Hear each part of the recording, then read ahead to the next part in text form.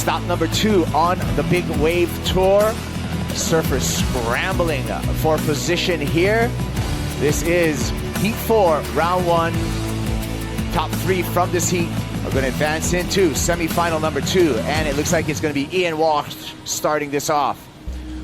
Walsh gliding down this face and makes it look easy, gets the butterflies out, and gets a number on the board.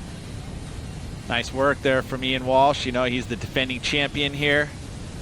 One of the best at Piahi, whether it be off the tow rope or paddling. So that means you're behind where you should be, and sometimes you're behind the wave, right? Ian could do those calculations, understand where you needed to be. So that tells me his awareness in the water really is elite level. And it's like, you know, as a driver as a whole, you know, some guys are good drivers, some guys are bad, right? So he's just one that in his DNA has an understanding of it all, and that translates into his performances across the board. I mean, if you look at the whole Walsh family, they are all very talented and understand the ocean in a huge way. And unable to get into the wave, behind more opportunity. We've got 5 other surfers in this heat too that are just as accomplished as Ian, but Ian right now is in rhythm. It's going to be Ian Walsh again, and look at this wall in front of Walsh, and he just tries to dive out the back. Hopefully he's successful in punching through the back of that wave. It is so risky doing what he has done because of this. Another wave behind it, Ian is going to be paying the price. He is underneath that one. As you see, he is under, getting just completely annihilated. When you start to get that light, what it does is it first informs you you're close to the surface, which gives you energy and confidence to keep going. Here's a replay of Ian Walsh. So again, he wants to escape and get out of there. Did a good job, but there was another wave behind it, and that's that risk of getting out early, especially right there in that west bowl. You know, it goes back to what I was talking about earlier and how his judgment and awareness of the situation is elite. He did the math on that, and it wasn't adding up. So it's time to get out of town, right? Well, and you run the risk of, you know, when you try to get out early like he had done, he's going to have to take that wave on the head. All good, though. You know, he's on the back, and he's back out in the lineup pretty quickly. Tyler's a local Mauian. His father used to surf Piahi with me.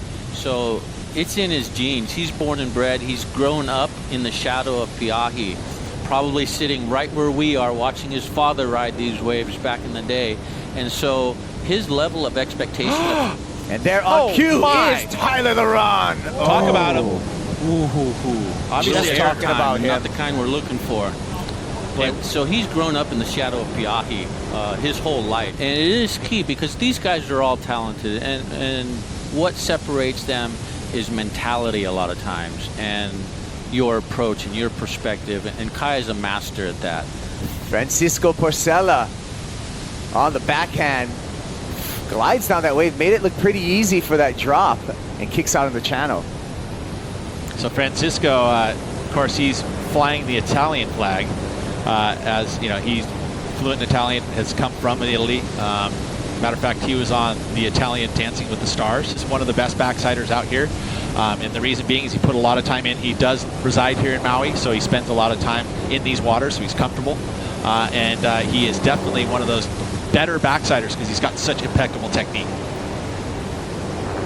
Yeah, it's funny. His father was a windsurf promotion guy, and he'd put on these windsurfing events. And so I've known of his father and the whole family literally for decades.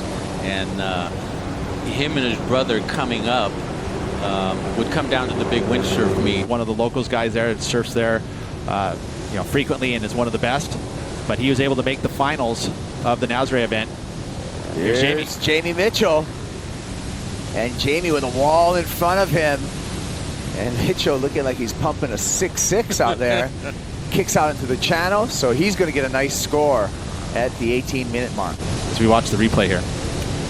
Boy, Jamie did such a good job at staying under the edge or the ledge to get himself down in that wave and not let the wave or not let the wind have too much effect.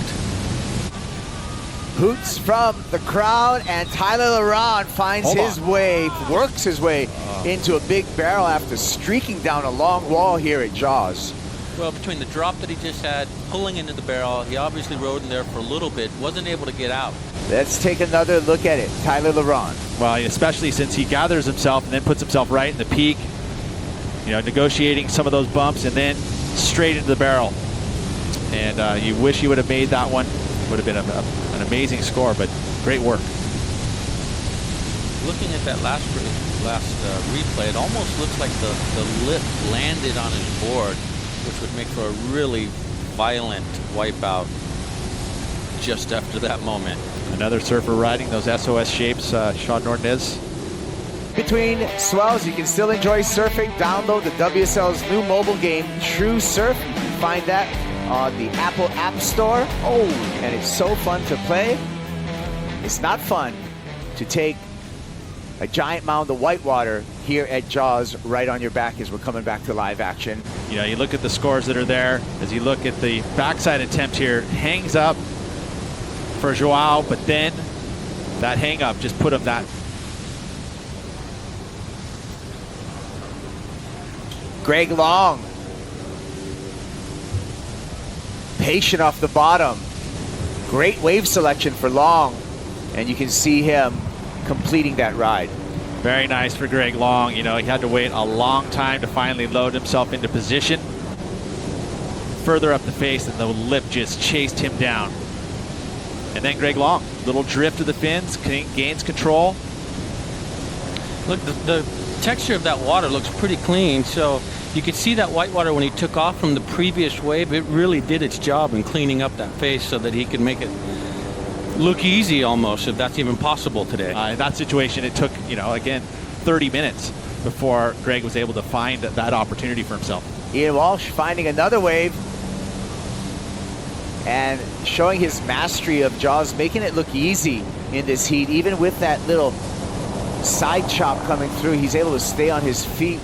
He's already got a pretty strong position with a 3-point ride and a 4.77. The youngster. If you reflect on that wave of Tyler Laron, again, it had some intensity to it and the cleanliness. It was a number 2 wave. This wave here, a bit peaky for Ian Walsh, so it didn't have that intensity down the line, that west peak, but again, very tall at the takeoff and just so smooth and so much control, which again is another part of the criteria you have to take into consideration. In a chaotic lineup that's kind of like what we have right now, to show control is difficult to do. See anything close to coming that will break on the reef that's anywhere close to these guys, so couldn't go after that left that he desperately needed to move on. So that's, I know, going to be frustrating for him. Well, our semi-finals are set here at the Jaws Challenge at Pe'ahi.